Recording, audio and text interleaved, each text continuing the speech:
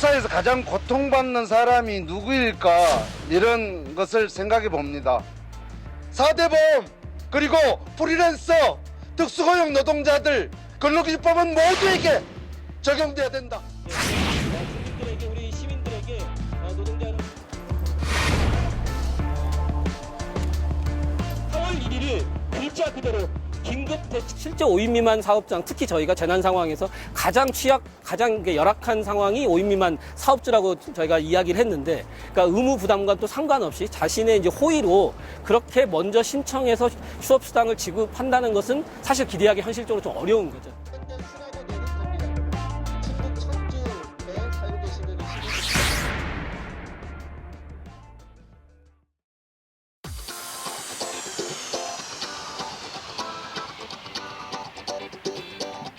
시민을 위한 편의 방송 TV 민생연구소입니다. 정부가 코로나19 확산으로 인한 경제 위기에 대응하기 위해서 고용유지 지원금을 1,000억 원 수준에서 5천억 원 규모로 확대하기로 했습니다. 예, 한마디로 사업체 재정 악화로 직원을 그 악화를 사유로 직원을 해고하지 말고 가문하지 말고 고용을 그대로 유지하라는 뜻입니다. 우리 노동자들에게는 정말 중요한 제도이고, 그래서 정부는 무려 90%까지 지원해 준다 하는데요. 문제는 여러 번 지적됐죠, 여러분. 5인 미만 사업자 일하는 노동자들에게는 해당이 안 된다는 것입니다. 580만 명의 근로자 하나 된다는데요. 아니, 이렇게 많은 분들이 고용유지 지원금 혜택을 못 받고 있다면 이 재난 상황에서 방금 저희들이 본 방송처럼 이분들이야말로 이중의 재난에 시달리고 있는 것 같습니다. 그래서 그 5인 미만 사업장에서 일하는 노동자들 위해서 권리 찾기 위해 현장에서 지금까지도 뛰다 오신 분들입니다. 우리 권리찾기 유니온의 이름이 고요하답니다. 한상균 대표님 오셨습니다. 어서 오십시오. 안녕하세요. 반갑습니다. 예, 정진우 정책위원님 오셨습니다. 어서 오십시오. 안녕하세요. 예. 네. 자, 지금 코로나19로 인해서 가장 취약한 분들 바로 이 5인 미만 사업장의 근로자들 그리고 특수고용 노동자들이 아닐까라는 생각이 됩니다. 이분들이 아마 가장 먼저 휴직과 실직의 대상이 되었을 것 같은데요. 자, 현재 상황이 어떤가요, 대표님? 우리가 지금 오늘 민생경제연구소에 가장 힘든 민생을 안고 왔습니다. 얼마나 힘드냐, 정말 접해보지 않으면 어려울 것 같습니다. 근데 이미 우리가 이런 논의를 하기 전에 이미 실직이 대다수가 많이 이루어지고 이미 본인은 휴직인지 실업인지도 모릅니다. 네. 그냥 나가고 뭐 이렇지만 정부 재택은 계속 쏟아지고 있지만 사실상 피부에 와닿지 못하는 그런 상황들을 우리는 오늘 아주 쉽게 이야기하는 자리로 함께 하고자 합니다. 네. 예, 방금 우리 한상균 대표님 말씀 잘해 주셨는데요. 제 주변에서도 그냥 나오지 말라고 들었대요. 근데 그게 해고인지 잠시 쉬라는 건지 의미는 불분명하고 돈은 안 주고 그러면 나는 어쩌지 이런 분을 봤거든요. 정말 답답한 상황일 텐데요. 5인 미만 소규모 사업장 일하는 노동자들이 어떤 어려움을 겪었는지 제가 사연을 들어봤습니다. 지금부터 함께 방송으로 보시겠습니다.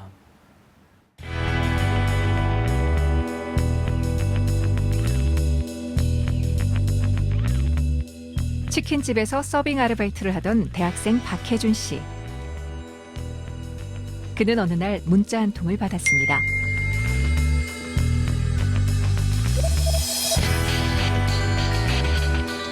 저도 이제 알바를 했으니까 이제 손님이 없는 걸 다 알고 있었고, 그럼 일단 이해가 가는데 갑작스럽게 이렇게 일을 그만두게 되니까 갑자기 또 일을 구할 수 없잖아요, 그때. 대학에 입학한 후 자취방 월세를 내기 위해서 아르바이트를 해왔던 혜준 씨. 새벽에 통보받은 해고가 당황스러웠지만 이런 날이 올 수도 있다고 예상했습니다. 전에 일하던 저랑 같이 일하던 친구 한 명이 그런 식으로 딱 한 번 잘렸었어가지고, 그래서 제가 그때 말을 했었거든요. 왜 이렇게 했냐. 근데 이렇게 말을 해도 그냥 그쪽에서는 그냥 뭐 넘기기만 하고 그렇게 돼가지고 저도 어차피 말을 해봤자 안 되는 거 아닐까. 지난 1월 20일 국내에 코로나19 환자가 나오면서 가게에 손님이 줄었고 사장은 직원을 줄이기 시작했습니다. 하지만 이들은 갑작스런 해고 통보에도 항의할 수 없었습니다. 들어갈 때 근로계약서를 안 써요. 뭐 보건증도 안 됐었고. 그래가지고 저희가 또 뭐 더 달라고 할 수 없는 입장이었고. 사장님들은 주가 지원을 하고 또 얼마 더 받아 해가지고 그때 주유소하고 이제 그냥 암묵적으로 얘기를 안 하는 걸로 그걸 들어갔거든요. 지켜야 할 최소한의 근로기준법도 지켜지지 않는 5인 미만 사업장. 지금 이 순간에도 작은 사업장의 노동자들은 어려움을 겪고 있습니다. 유학을 다녀와 취업에 성공했던 이정민 씨도 고민의 기로에 섰습니다. 제가 이제 중국에서 3년 넘게 이제 학교에 있었는데요. 한국에 이제 12월 달에 들어왔는데 부집 가려고 이제 원서를 쓰려는 차에 이제 코로나 사태가 터졌거든요. 중국 경력을 이제 집어넣으니까 조금씩 말들이 나와가지고 학원 쪽에서 되게 안 좋게 보더라고요. 혹시 코로나 아니냐고 물어보기도 하고 채용이 되는 데 있어서 좀 불이익을 많이 받았어요. 중국 이력 때문에 3개월간 취업난에 시달리다 어렵게 학원 강사로 취업을 했지만 출근한 지 3일 만에 코로나19로 인한 휴원이 결정됐습니다. 저는 3일 정도 출근을 했고요. 정확히는 3월 2일부터 3월 23일까지 들어갔고요. 일주일은 무급 휴가였고 2주 정도는 유급으로 이제 30% 정도를 받았어요. 무급 휴가 동의서라는 걸 쓰라 그러고 여기 말로 해가지고 저기 30%만 자기는 특별히 주겠다. 원래 무급인데. 어렵게 취업에 성공한 정민 씨는 이러한 학원의 제안을 받아들일 수밖에 없었습니다. 44만 원 정도가 들어왔어요.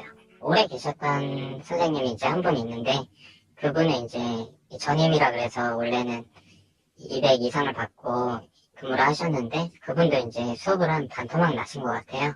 그래가지고 절반 정도 이제 파트 선생님 식으로 이제 월급 한 100만 원 받으시고 하시는 것 같아요.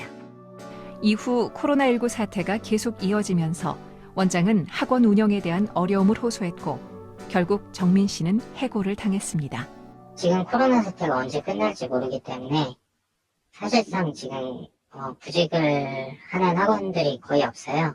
있다고 하더라도 4월 6일부터 나간다는 이제 형식적인 건 있는데 학원 일을 계속 할지 말지도 이제 고민 중이에요. 취업도 더 힘들 것 같고 실업자가 늘어나니까. 네. 야, 이 5인 미만 사업장들 근로자들은 갑자기 그만둬라 이래도 할 말이 없고 정말 또 쉬어라라고 하는데 언제까지 쉬어야 될지 모르겠고 정말 말 그대로 실직 아닌 실직 상태인 것 같은데요. 정말 상황이 심각한 것 같습니다, 대표님. 네. 그러게요. 오늘 영상을 저는 오늘 보고 저희 이제 홈페이지에는 수많은 사연들이 올라오고 있어요. 그것을 보면 정말 얼마나 아픈 마음들을 또 한자 한자 자기 글로 적어냈는가 이런 걸 볼 때 정말 저도 눈물을 흘리지 않으면 안 되는 이런 상황을 봤거든요. 네. 근데 봤다시피 분명한 것들은 해고를 마음대로 시킬 수 있습니다. 그래서 해고 수당을 줘야 함에도 뭐 그런 것조차도 지키지 않으면서 그냥 해고로부터 자유롭기 때문에 어떤 불합리한 것들을 요구하지 못해서 뭐 그냥 나가라 하면 나가고 먼저까지 쉬어라 하면 쉬어야 되고 그것을 갖다가 부당한 건지 아닌지 구별조차 못하는 이런 일들이 580만 노동자뿐만 아니라 훨씬 더 많이 광범위하게 지금 고통받고 있습니다. 예. 정말 속상한 게 네. 오늘부터 그 소상공인들한테 1,000만 원 긴급 대출해 준다는 거예요. 이제 소상공인 지능재단 가면 3, 4일 안에 나온답니다. 네. 근데 우리 이 5인 미만 노동자들은 사업자 등록이 안 돼 있는 분들이 대부분이니까 그것도 안 되는 거잖아요. 그렇습니다. 노동자를 네. 보호도 안 되고. 네. 자, 우리 노동 전문가 정진우 정책위원장님. 제가 아주 옛날 밖에서부터 수없이 많은 노동 투쟁 현장에서 뵀는데 이제 시청자들이 그걸 궁금해할 것 같아요. 아니 고용유지 지원금이 있는데 왜 이게 안 되는 거냐. 당장 이것부터 궁금하실 것 같아요. 설명 한번 명쾌하게 해주십시오. 예. 오늘 이제 고용노동부 이제 발표 때문에 방금 이제 안희고 소장님 하신 질문 너무 많이 제가 들었어요. 네. 예. 그런데 이제 이게 복잡한 것 같지만 고용유지 지원금이 뭔지만 정확하게 우리가 알면은 이해를 할 수가 있습니다. 고용유지 지원금이라고 하는 것은 원래부터 있던 제도죠. 그러니까 고용을 유지하는 사업주를 지원하는 그걸 통해서 또 우리 그 사업장에 이제 일하는 이제 노동자들이 이제 혜택을 이제 받는 건데 여기서 문제는 그러니까 신청할 수 있는 조건이 무엇이냐. 휴업수당 지급액에 얼마를 지원한다. 이런 것이거든요.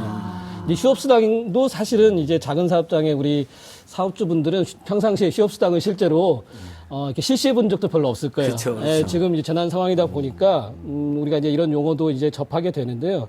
근데 여기서 문제는 그러면 휴업수당을 지급하면 되는 거 아니냐 이렇게 이해하실 수도 있는데 근로기준법에 문제가 있습니다. 근로기준법의 규정으로 따진다라고 하면 5인 미만 사업장의 노동자들은 적용이 그러니까 안 되는 조항이 몇 개가 있는데 대표적인 조항이 이런 휴업수당을 지급하지 않아도 되는 거죠.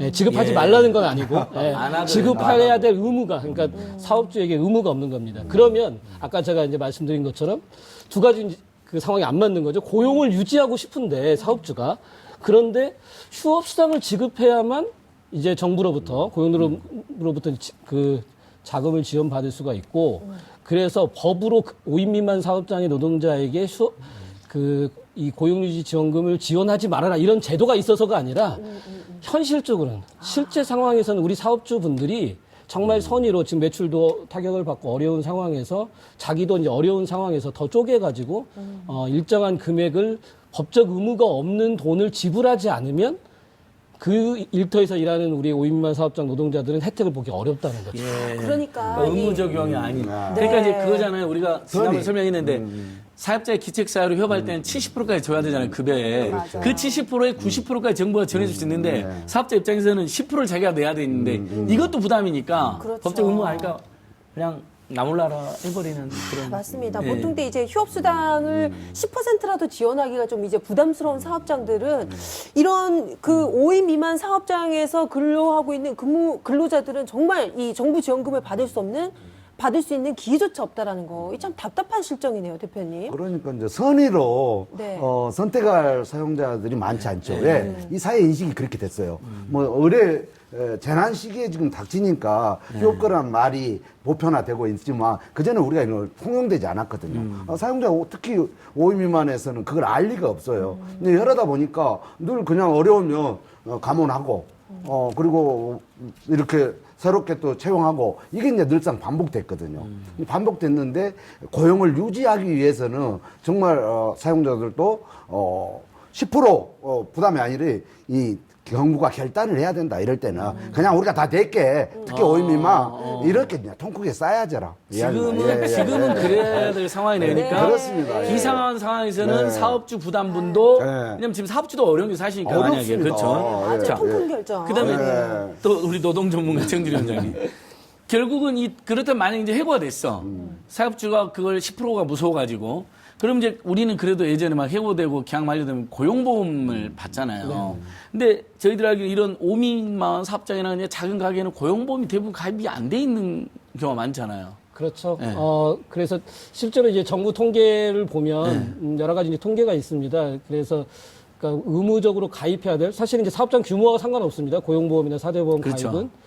그런데 이제 여기서 이제 문제는 정부 통계에서조차도 잡히지 않는 이유가 실제로 사업주와 이제 그 해당 근로자가 서류를 내지 않으면 사실은 그거를 이제 확인하기도 어렵고 이제 추정치이긴 하지만 그렇지만 이제 5인 미만일수록 그러니까 작은 사업장일수록 그러니까 미등록한 그러니까 사대보험의 혜택에 이런 경우에도 혜택을 받지 못하는 노동자 비율이 더 이제 많을 것이다. 이렇게 이제 추정을 하고 있고, 그러니까 실제로 지금 그래서 이 고용유지 지원금의 지금 그림의 떡이라고 자막이 나오는데, 결과적으로는 근로기준법에 의해서 차별되는 5인 미만 사업장 노동자들이 현실적으로 어렵고, 그리고 아예 어떠한 제도에 의해 정부가 발표하는 어떠한 제도에 의해서도 원천적으로 불가능한 노동자들은 사대보험에도 가입되지 못했던 노동자들이 되는 거죠. 네.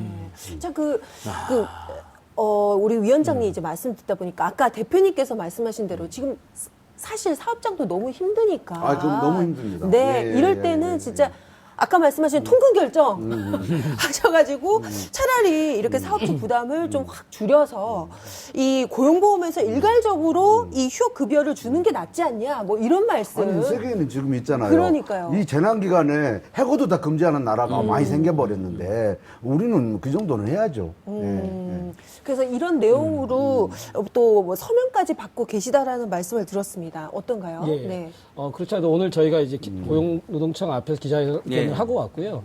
이 기자회견을 하게 된 이유는 이 5인 미만 사업, 아까 이제 계속 말씀 이제 드렸던 것처럼 현실적으로 협수당 지급 의무가 없다 보니까 정부가 대대적으로 사실은 이제 규모는 사실 크게 하고 있는 겁니다. 고용유지 지원금. 지원금의 혜택을 받지 못하는 노동자들이 너무 많고 그래서 저희가 이번에 이제 그러니까 새로운 제도는 사실 아닙니다. 현재 고용유지 지원금에서 가능한 제도를 저희가 설계를 했어요. 네. 이름을 이제 긴급 휴업급여다 이렇게 붙인 거고 그래서 시민들과 실제 또 당사자들 5인 미만 사업주 그 사업장의 이제 사업주들이나 노동자들로부터 저희가 서명을 받고 있는데 대표님 잠깐 이제 설명을 해주셨지만 사실 사업주들이 많이 참여를 하고 계세요. 특히 5인 미만 사업주들이 15% 정도 네, 어마어마한 돈을 주고 싶은 거예요. 네, 그리고 고용을 유지하고 단지 싶으신 숫자만 거죠. 많은 게 네. 아니라 이 사업주분들이 저희가 오늘 이제 기자회견 보도자료에서 네. 이제 공개를 했습니다만 너무 절절하게 메시지를 많이 남겨주세요. 예. 그리고 이제 이 부분에서 저희가 이제 오늘 이제 사실은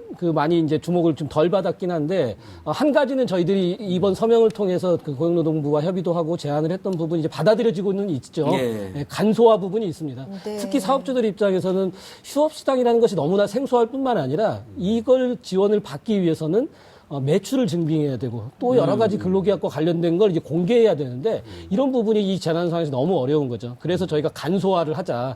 그리고 현재 시스템에서 가능한 건 실업급여 제도가 있습니다.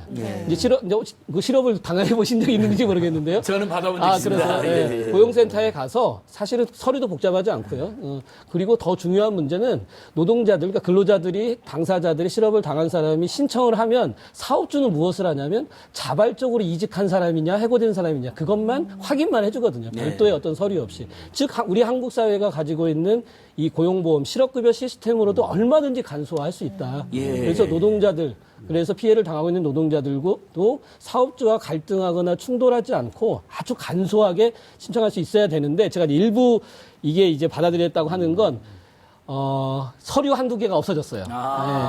예, 서류 한두 개가 실제 5인 미만 사업장에 있지도 않은 서류였던 게 이제 없어졌고 이제 아쉬운 거는 실업급여 제도로 해달라고 했는데 그걸 못 받아들인 겁니다. 그러다 보니 이제 시청하신 우리 사업주분들이 너무나 잘 아실 것 같은데 여전히 많은 서류 예. 그리고 여전히 많은 부담을 안고 있습니다. 그러니까 우리 권유하다에서 지금 권유하는 것처럼 예. 그냥 고용보험에서 네. 최저임금의 70%를 휴업 일수에 따라서 일괄 지급하면 되는 거잖아요. 그렇습니다. 예. 그걸 노동자가 신고하면 그러니까요. 지금의 국가 시스템을 좋습니다. 이용하면 이상이 없다는 맞습니다, 거죠. 맞습니다. 자, 그래서 사업주들도 지금 전체 3,000명 시민 서명 중에 사업주가 15.8%나 된 거니까 5인 미만 사용. 네. 이 사업주들께서도 아마 본인들도 부담이 돼서 못 줬던 맞아요. 것이 안타까우니까 이런 제도, 그러니까 고용보험에서 우리 나랑 그래도 맘 맞춰서 일했던 노동자들이 70%라도 받았으면 좋겠다 이런 마음인 것 같은데 자, 그러면 제가 5인 미만 사업주들은 또 어떤 고통이 있는지 한번 이야기를 들어보고 왔습니다. 한번 함께 보시죠. 예.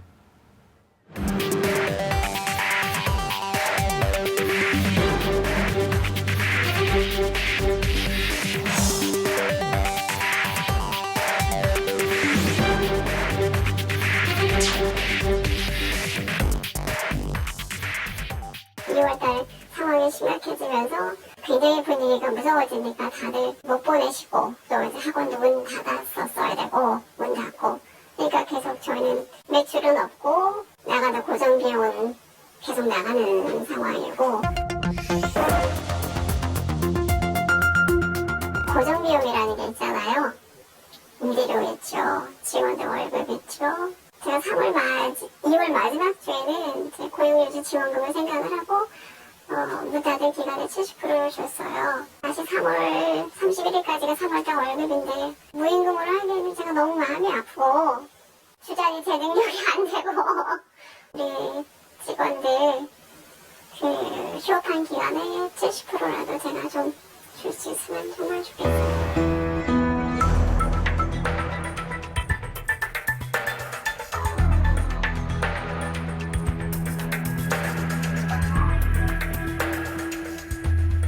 고용유지지원금 이런 것도 제가 신청을 해봤었는데 서류가 너무 복잡해서 제가 할 수가 없더라고요. 제가 이거를 직원들에게 70% 이상 그 휴업한 기간에 70% 이상을 줬다라는 증빙 서류를 다 나중에 제출을 해야 되고 그 다음에 뭐 그런 걸 하기 위해서 4대 보험이라든지 뭐 모든 걸 다 조정이 들어가야 되더라고요. 그래서 그게 너무나 복잡하고 힘이 들어서 이걸 언제 받을지도 모르는 돈에 너무 많은 에너지를 썼고 그러느니 그러고 나면 난 나중에 이제 폐업에 가깝지 않을까.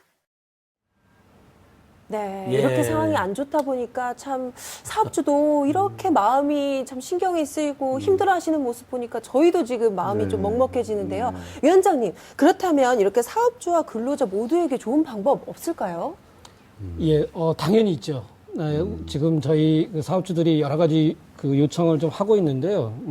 중요한 거는 이제 고용 유지를 하기 위해서 필요한 게 결국은 이제 사업주가 선택을 해야 되는데 지금까지의 제도, 대부분의 제도들은 어찌되었던 휴업 상태가 되거나 또는 이제 실업 상황을 이제 만들게 되는 거죠. 그러니까 고용 유지가 안 된 상태에서의 이제 그 지원에 많이 초점이 맞춰져 있는데 조금 근본적으로 저희가 발상을 바꿔보면 고용 유지를 하기 위한 첫 단추는 무급휴직도 하지 않고 그러니까 일반적인 정상적인 상태로 기업을 운영하는 겁니다.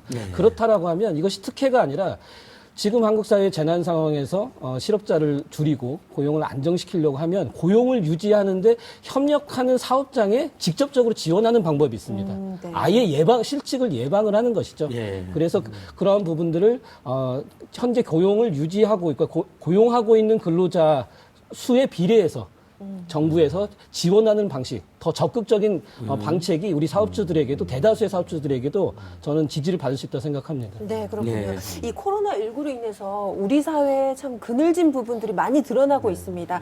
자, 지금 5인 미만 사업장에서도 지금 참 문제가 많다라는 게 지금 드러나고 있는데요. 자, 그렇다면 이 근로자인데 이 근로기준법에 적용되지 않아서 부당하고 억울한 일을 당하는 분들이 있다고 그래서요. 저희가 그 실태를 알아봤습니다. 함께 보시죠. 학원 강사로 일하고 있는 김태호 씨. 그는 2년 동안 휴가를 쓴 적도 지각 한 번 한 적도 없었습니다. 그런 태호 씨가 어쩔 수 없이 휴가 이야기를 꺼낸 것은 지난 12월. 몸이 너무 아파서 수업을 하루 쉬겠다고 말했습니다. 원장님이 갑자기 소리를 지르시면서 네가 감히 연차를 내? 협박하는 거야 뭐야? 하시면서 네가 그날 수업 빠지면 애들 수업료 다 네가 낼 거냐고 화를 내시더라고요. 처음 면접 볼 때는 분명 월차가 있었습니다. 하지만 입사하자 갑자기 사라진 월차. 원장은 5인 미만 사업장이기 때문이라고 말했습니다. 제가 몸살이 나도 감기 때문에 목소리가 안 나오는 상황이었는데 정말 하루도 안 쉬고 수업을 했거든요. 면접 볼 때 분명히 월차를 주신다고 하셨었는데 막상 들어와 보니까 월차는커녕 아파서 쉬는 것도 안 된다고 하시더라고요. 5인 미만 사업장에서 일하는 노동자일 경우 연차 수당을 줄 의무가 없다는 것입니다. 콘텐츠 회사에서 일하던 박은영 씨. 은영 씨는 한 통의 문자로 해고를 당했습니다. 내일부터 나오지 말라는 말을 카톡으로, 그것도 자기가 직접 말도 못하고 다른 직원 시켜서 전하는 게 너무 어이가 없었어요. 해고당한 날이 제가 하고 있던 일을 마무리한 날이었거든요. 잘릴 거란 예상을 전혀 못했었고 심지어 거기에 제 물건도 다 두고 나왔어요. 은영 씨의 해고 이유는 황당했습니다. 입사하고 1년이 다 돼갈 때 갑자기 제 전공이 아닌 디자인 업무를 저한테 시키는 거예요. 그래서 저는 제 일이 아니라고 생각해서 거절을 했어요. 회사에서는 그게 이유라고 하는데 저는 사실 해고 이유는 따로 있었다고 생각해요. 회사에서 은영 씨를 해고할 이유는 딱 한 가지뿐이었다고 합니다. 한 달만 더 일하면 1년을 채울 수 있었거든요. 사장도 그걸 알고 있었어요. 제가 언제 1년이 되는지를. 그걸 알고 한 달 남은 시점에 해고 통지를 한 것 같아요. 5인 미만 사업장의 경우 해고를 미리 고지하고 한 달치 임금을 주면 묻지마 해고도 법적 처벌을 받지 않기 때문입니다. 또한 근로기준법의 노동시간과 연차 휴가, 야간 수당과 휴일 수당도 적용되지 않습니다. 그래서 근로기준법 적용을 피하기 위한 꼼수도 늘어나고 있습니다. 처음에 이제 근로계약서를 썼을 때 5인 미만 사업장이기 때문에 연장 근로수당, 휴일 근로수당이 발생하지 않는다. 이곳은 5인 미만 사업장이 아니었습니다. 여기 있던 직원이 사장이 또 운영하는 다른 매장이 있다. 직원 간의 이동이 있었나요? 네네, 있었다.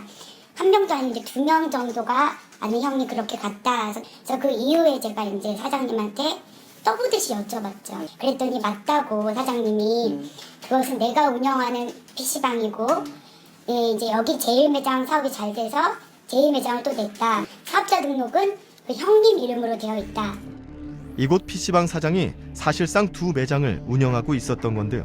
하나의 사업장이지만 2호점엔 이른바 바지 사장을 내세워 5인 미만 영세 사업장으로 꾸민 겁니다. 근로자에게 주는 각종 수당에서 면제됐고 부당 해고까지 저질렀습니다. 11개월이 근무일이 됐을 때 저를 해고를 했어요. 네, 퇴직금을 주지 않기 위해서. 근데 그 이전에도 그 이전 직원도 11개월 됐을 시점에 해고를 당했다는 걸 제가 알게 됐습니다. 민희 씨는 지방노동위원회에 부당해고 구제 신청을 했지만 5인 이상 사업장임이 입증되지 않는다며 기각당했습니다. 사실상 지금 뭐 우리가 2020년 들어서 뭐 근로자들의 인권이나 그런 이제 사업주들도 인식이 많이 좋아졌다고 하지만 뭐 현장에서는 아직까지도 사각지대에 있는 이렇게 법망을 피해가는 사업주들은 굉장히 아직도 많이 있습니다. 실제로 일하는 사람이 5인 이상이어도 5인 미만 사업장으로 위장해서 근로기준법을 피하는 가짜 5인 미만 사업장이 있는 것입니다. 근로기준법이 적용되지 않는 근로자들, 이제 그들을 위한 대책이 필요한 때입니다. 아, 참 아파도 쉴 수 없고 네. 분명히 부당해고인데 그것도 다투지 못한다. 이거 대한민국 맞습니까? 민주공화국, 노동존중 나라 맞습니까? 좀 화가 나는데요. 한상균 대표님. 네. 아니, 그러니까 이 근로기준법 모든 노동자한테 적용돼야 되는데 5인 미만이 적용 안 되는 건 고질적인 문제긴 했는데 보니까 뭐 휴가, 부당해고 이런 거 전혀 적용이 안 돼요. 다시 한번 정리 한번 해주십시오. 5인 미만이어도 적용되는 거, 적용 안 되는 거. 예. 적용되는 거 안 되는 것은 이미 이제 자막에 다 나갔는데 네. 더 중요한 것은 이 지구상에 있잖아요. 사업장 규모에 따라서 보편적 권리를 제약하는 나라는 대한민국 유일합니다. 정말 이 사회의 정치인, 경제인, 그리고 학자들까지 대단하게 이 문제를 반성해야 될 문제이고 이 문제를 바로잡지 않으면 이 틈새가 있거든요. 틈새가 있으면 사용자가 마음이 나빠서 이걸 악용하지 않아요. 사용자도 이걸 지키면 안 돼, 안 지키면 안 된다. 이 룰이 정확해야 되거든. 그것이 보편적 권리거든요. 근데 그게 없다 보니까 방금 이야기한 대로 연차나 부당해고 근로시간, 그다음에 연장근로, 휴일근로, 야간수당 이런 것들을 안 줘도 사용자가 아무런 하자가 없습니다. 이런 문제가 하루속히 좀 바로 잡아야 될 이런 문제입니다. 지금 이제 우리 자막이 잘 나가네요. 체불, 근로계약, 4대 보험, 해고, 예고, 주휴수당까지는 그러니까 우리 알바생들 최근에 이제 이슈됐던 주휴수당까지는 5인 미만이어도 줘야 되는데 근로시간, 연차, 부당해고, 조직문화, 그러니까 흔히 말하는 직장 내 괴롭힘, 그 다음에 연차, 연장, 휴근로, 야간 근로수당. 어떻게 보면 정말 핵심들이 적용이 안 되는 거네요. 네, 그렇습니다. 자, 다시 한번 TV임생구소는 근로기준법 적용을 다시 한번 호소 드려봅니다. 소장 여기서 한 가지 좀 짚고 가야 될 게 있는데 이제 우리가 5인 미만뿐만 아니라 노동자비 없는 30인, 300인까지도 조사를 해봤어요. 해보니까 가장 기본적인 게 근로계약서입니다. 근로계약서는 써서 무조건 사용자가 보관해야 돼요. 교부를. 그렇게 해야 되는데 그렇게 하지 않는 사업장이 너무 많다는 것들을 확인하고 이 정도는 이제 권유하다가 지금 캠페인을 하고 있습니다. 그래서 한국 사회 노동자는 무조건 근로계약 쓴다. 초등학교에서부터 가르쳐야 됩니다. 알겠습니다. 제 주변에도 안 쓰고 사업하는 이들이 있는데 촉구하도록 하고 그렇게 오늘 진짜. 저는 권유하다 회원갑도 해야겠습니다. 후원갑도 하겠습니다. 아주 속 시원하니 말씀 좋습니다. 그렇습니다. 고맙습니다. 자, 그렇다면 대표님, 그런데 이렇게 사업장이 알고 이걸 악용하는 케이스도 있지만 보니까 막 법이 막 너무도 복잡해가지고 모르고 이렇게 헷갈려하는 사업주들도 있을 것 같아요. 어떤가요? 네. 사업주들이 사실상 이 문제를 쟁점으로 한국 사회에 해본 적이 없어요.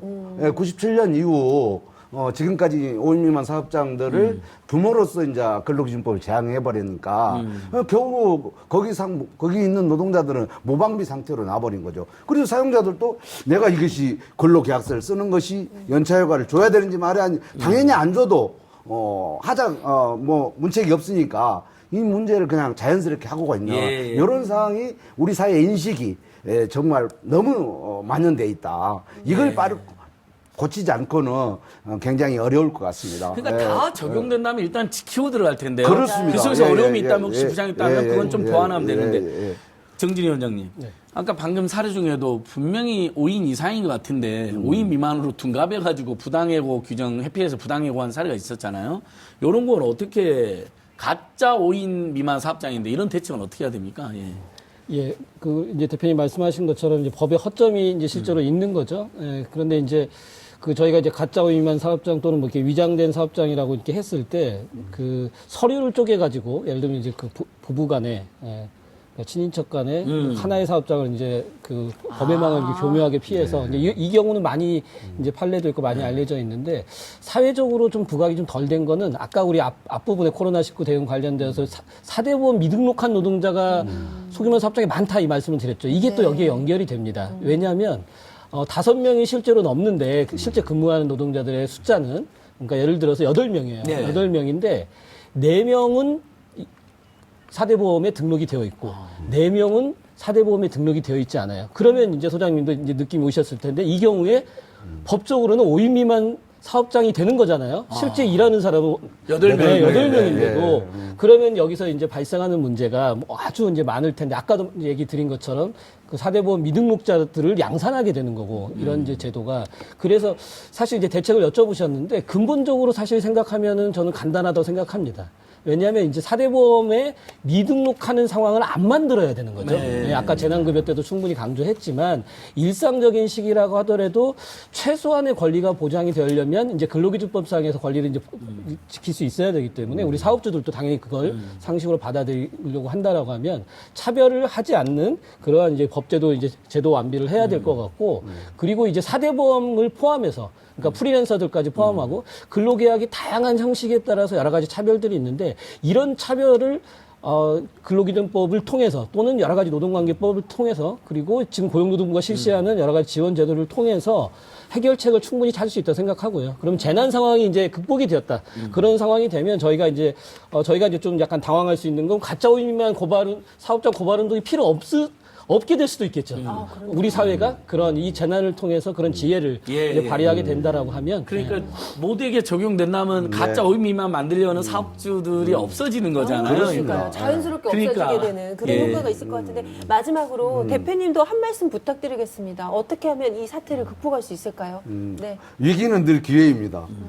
우리 사회가 늘 이런 위기가 없을 때는 굉장히 노동권이 취약해 와 있고 그러다 보니까 이 위기를 틈타서 기업들은 요즘 쉬운 해고를 다시 하자 하고 있고 법인세 상속세까지 예. 인하하자는 예. 정말 재난 시기에 해서는 안 될 이야기들을 하고 있거든요. 근데 그럼에도 불구하고 이런 문제가 어제 오늘 문제가 아닙니다.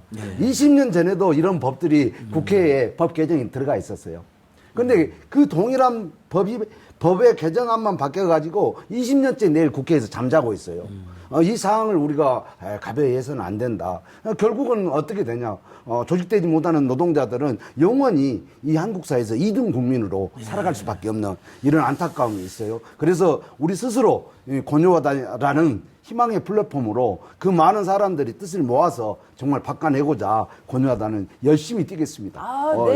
예. 한상균 위원장님 아주 시원하게, 정준우 위원장님 노동전문가님께 설득력 있게, 네. 또 곽현아 MC도 휴머니스트답게 연신 고개를 끄덕이면서 정말 5인 미만이면 법이 적용 안 되고 5인 이상이면 적용된다. 시청자 여러분 너무 이상하지 않습니까? 혹시 5인 미만이 너무 영세해서 일부 뭐 예를 들면 지원을 더 해준 방식으로 하면 될 일을 아예 법 적용 안 되게 한다. 거기서 580만 명이 일하고 있다. 오늘은 제가 정말 편파적으로 그분들의 편에 서서 방송을 했고요. 일하는 모든 노동자들이 노동 존중과 법의 보호 속에서 민주공동체 속에서 차별을 살 수 있도록 저희들 또 끝까지 함께 하겠습니다. 오늘 좀 짧은 감 있었는데 두 분 제가 이 캠페인 하는 거 보면서 한 번 더 모시겠습니다. 오늘 말씀 감사합니다. 네, 고맙습니다. 예.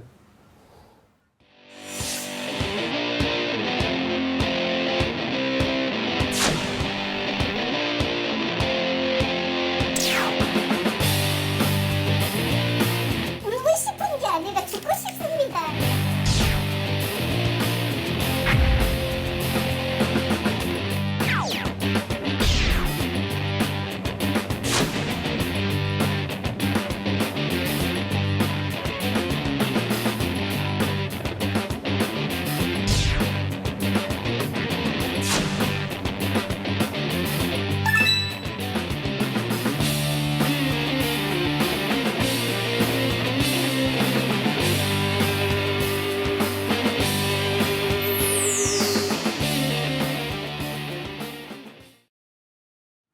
예, 코로나19로 위기 상황이지만 한편 우리 사회가 그동안 어떤 것이 부족했는가가 널리 알려져서 예를 들면 콜센터 노동자들의 열악한 노동 환경도 많이 알려지면서 개선 대책이 나오고 있지 않습니까? 그러면서 착한 임대인 운동, 착한 프랜차이즈 운동, 착한 소비자 운동까지 이렇게 전개되니 아마 저는 코로나19가 잡히는 대로 대한민국은 좀 더 살기 좋고 좋은 나라 될 것 같습니다. 그래서 네.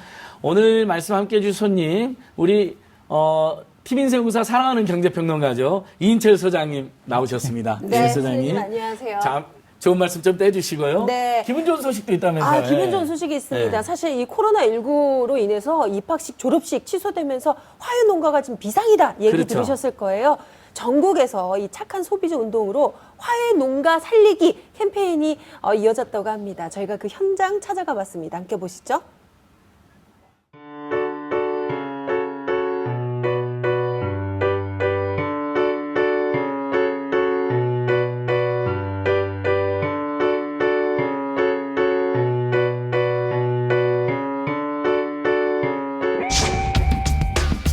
오시는 분이 있어야지 정연만 같아도 이게 없어서 못 파는 곳인데 사람이 못 하고 제때 못 팔면 그냥 버려야 돼. 힘들어. 아무튼 힘든 거야.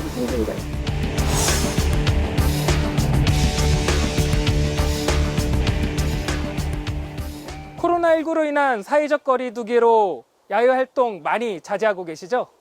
올해는 졸업식, 입학식 등이 줄줄이 취소되면서 화훼 농가들이 직격탄을 맞았다고 합니다. 가장 대목일 시기를 놓쳐서 시름에 빠져 있는 농민들을 직접 만나보겠습니다.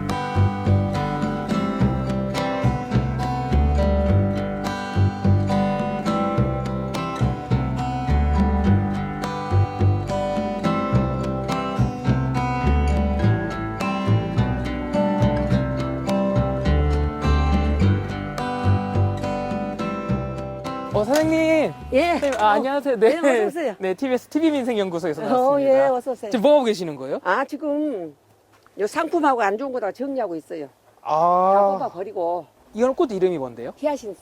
히아신스. 히아신스. 그럼 이게 지금 다 폈잖아요. 이런 거는 거의 만개했잖아요. 예, 이런 건 거의 만개했지. 아, 만기고 어. 이거는 빨리 피거든요, 꽃이. 네. 그래가지고 제때 못 팔면 그냥 버려야 돼. 다른 가녀분 이렇게 장사가 안 되면 혹시 힘들어도 분갈이해서 내년에 써먹을 수가 있지만 이 구구는 지금 안 되면 힘들어.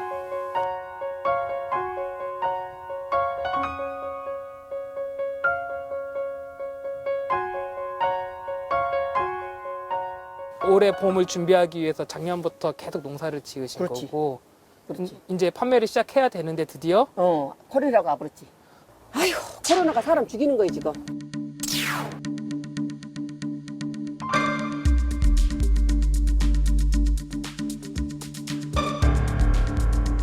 작년을 100이라고 치면은 한 지금 50. 지금 반토막 정도예요? 반토막. 반도 어렵지. 눈물 나지. 그러지만 어떡해.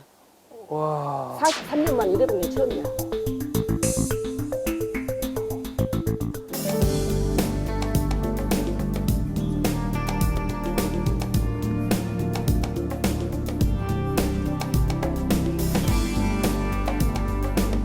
지금 꽃을 따고 계시는 거예요, 이렇게? 네, 이렇게 따줘야만이 내년에 상품을 만들기 위해서. 그럼 얘네는 이제 못 파는 애들이에요? 네. 지금 우리는 이 꽃을 보려고 하는데 지금 이게 네. 기르기 위해서 출하를 못해서 농가에서도 많이 하지 않는 품목이거든요. 시간이 많이 걸리는 꽃이라.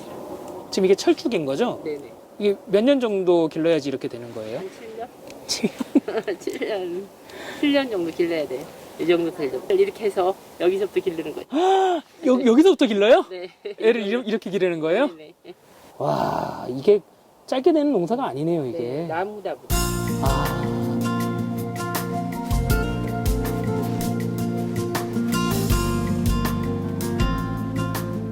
어떠세요? 요즘 이렇게 꽃들 보면서?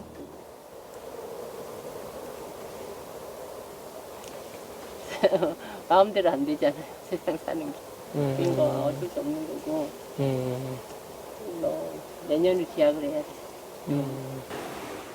매출 같은 경우는 지금 어떠세요? 이게 작년에 30% 이렇게 갑니다. 작년에 30%로 떨어졌어요? 네네. 그럼 70%가 날아간 거예요? 그렇죠. 어렵지만 또 저희만 그런 게 아니고 다들 그러다 보니까 어떻게 견뎌야죠. 전 오늘 현장 나와서 시가 하나 떠올랐는데 무슨 시가 떠올랐냐면요. 우리 고창영 선생님 시가 떠올랐어요. 화창한 봄날. 어쩌면 저 꽃들이 다 눈물일지 모른다. 저 눈물이 다 꽂히게 하는 화창한 봄날이다. 어쩌면 이 꽃들이 다 눈물일지 모른다.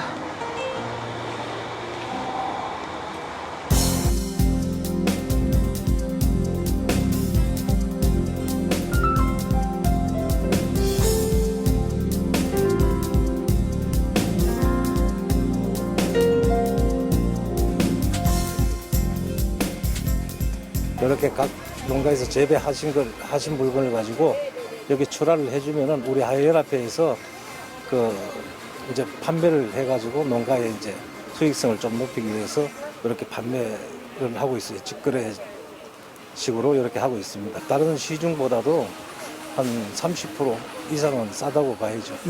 예, 그러면서 이제 이것도 농가에서 직접 나와가지고 이렇게 바로 직거래를 하고 있으니까요. 또 물건 자체도 진짜 싱싱하고.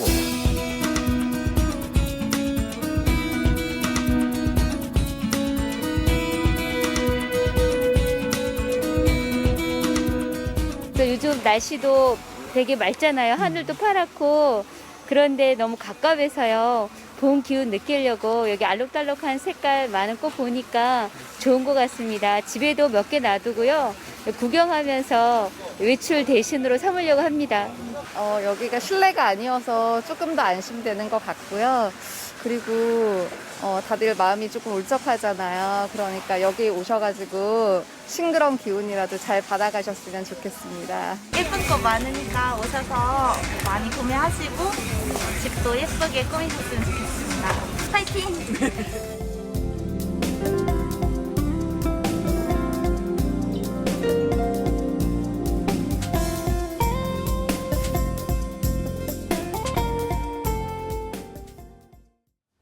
네, 그래도 가슴 따뜻해지는 예. 네, 소식이었습니다. 소장님, 그런데요, 이 착한 소비자 운동 보니까 이 기업과 단체, 지자체가 또 주도를 하고 있다고요? 그렇습니다. 이제 위기에 대응하는 한국인의 DNA가 과연 뭐냐? 전 세계가 이제 롤 모델로 찬사를 보내고 있는데 사실 그동안 민간이 했던 것은 많이 알려졌어요. 전주 한옥마을에서 시작된 착한 임대료, 임대료 깎아주는 운동도 그렇고요. 그리고 국가적인 차원에서는 사실 이동 제한 없이도 이렇게 위기를 잘 극복한 나라는 한국밖에 없다라고 얘기하고 있거든요. 이번에는 다시 지자체와 기업이 나서고 있습니다. 지금 가장 어려우신 분들이 어떤 분들이냐? 학교에 단체로 급식을 납품하시는 분들이에요. 이분들은 연기된 만큼 매출이 제로입니다. 예. 그거 뭐 저장도 안 되잖아요. 맞습니다. 다 신선식품들이잖아요. 과일, 그다음에 식자재, 야채. 그렇습니다. 야채 이런 것들, 쌀부터 시작을 해서 이런 것들이 지금 누적되고 있어요. 재고를 버려야 하는, 폐기 처분해야 되는 상황입니다. 이러다 보니까 지금 지자체 차원에서 그리고 기업 차원에서 뭐 앞서서 이제 꽃 한 송이를 더 사자라는 이제 SNS 운동도 있었습니다만 이 실험에 빠진 농가를 돕기 위해서 교육부 공무원까지 나서고 있습니다. 네. 학교 급식용 농산물을 사주기 위해서 뭐 지역 농산물 이 계약 연기로 이제 폐기물될 위기에 처한 농축산물 뭐 과일부터 시작을 해서 뭐 김치까지 이제 전반적으로 이제 농축산물을 좀 팔아주자라는 이제 전국적인 운동을 펼치고 있어서 여기에 다시 이제 개인들까지 이제 참여를 하게 되면 이게 좀 전국으로 좀 확산될 그런 상황입니다. 네. 아, 식자재가 되니까 진짜 마음 무거운데 그 강원도 포켓팅처럼 우리가 식자재를 어떻게 시민들이 함께 사줄 방법을 고민해 봤으면 좋겠는데요. 소장님, 선결제 캠페인, 가심비 캠페인 이건 또 뭡니까? 가성비는 많이 들어봤는데. 맞습니다. 네. 사실은 선결제라는 건 내가 늘 이용하는 가게들이 있잖아요. 미용실도 가고 그리고 이제 주변에 있는 식당도 이용을 하게 되는데 먼저 이번 달 저는 한 10만 원 먼저 결제하겠습니다. 미리 해놓는군요. 그렇습니다. 너무 결제해놓고 어려우시니까. 그렇습니다. 나중에 내가 이용한 만큼 차감하는 건데 이거는 영세 상인 하시는 분들한테 너무 도움이 그러니까 됩니다. 지금 돈이 안 돼 말랐으니까. 그렇습니다. 영세 가게에서 보통 한 하루 평균 매출이 한 예전에 이 사태 전에는 100만 원이었다면 지금 5만 원, 10만 원이거든요. 이러다 보니까 경영 안정 자금을 대출하지 않고도 이제 메꿀 수 있는 그런 계기가 되고요. 선결제 캠페인. 맞습니다. 쿠폰이기 때문에 약간 할인도 해줍니다. 그렇죠. 자, 그러다 보니까 이제 사실은 이제 사장 입장에서는 이제 굉장히 긍정적인 측면이 있고 또 하나는 이제 일반 소비자 입장에서도 할인받을 수 있죠. 그리고 나중에 안정적으로 이제 주기적으로 더 나은 대접을 받을 수 있기 때문에 일석이조여서 이런 이제 착한 소비, 선결제 운동은 조금 지역별로, 골목 상권별로 좀 활성화될 필요가 있습니다. 가심비는요, 가심비. 가심비는 그동안 우리는 가성비를 너무 따졌어요. 네. 내가 준 네. 돈 대비 소비자는 성능 좋은 제품만을 따졌는데 아니다. 여기에다가 이 사회적 개념이 더 추가가 됐습니다. 아, 이 제품이 정말로 어떤 이제 공정무역을 한 제품인지 이제 아동 노동력을 착취한 제품은 아닌지 노포 혹시나 동물을 이제 학대해서 만들어낸 제품은 아닌지 이런 걸 다 따지면서 소비를 한다는 겁니다. 그러다 보니까 이런 이제 친환경 제품을 이용하는 이제 소비자들이 더 늘고 있는데 내가 돈을 좀 더 지불하더라도 이런 제품이면 난 지갑을 열겠다라는 분들이 10명 가운데 7분 이상이에요. 네. 그러니까 이제 우리나라뿐 아니라 전 세계적으로 이렇게 가심비를 추구하는 소비가 좀 확산이 되고 있는 추세입니다. 네. 그러면 가심비가 지금 재난 상황에서도 연결이 되는 거죠. 그렇습니다. 그래서 착한 소비자 운동으로 이어지고 있는 네. 그런 형태인 것 같아요. 네. 참 다른 나라는 지금 뭐 사재기하고 지금 뭐 질서도 지금 뭐 없고 막 난리가 났던데 참 우리나라 이럴 땐 좀 보면 대단하다라는 생각이 듭니다. 앞으로도 이 착한 소비자 운동 많은 분들 같이 함께 하셨으면 좋겠습니다. 오늘 소장님 함께 해주셔서 감사합니다. 예, 소장님. 다음에 또 모시겠습니다. 네. 자, TV민생연구소 준비한 내용은 여기까지입니다. 저희는 내일 오후 6시에 다시 찾아뵙도록 하겠습니다. 여기는 TV민생연구소입니다.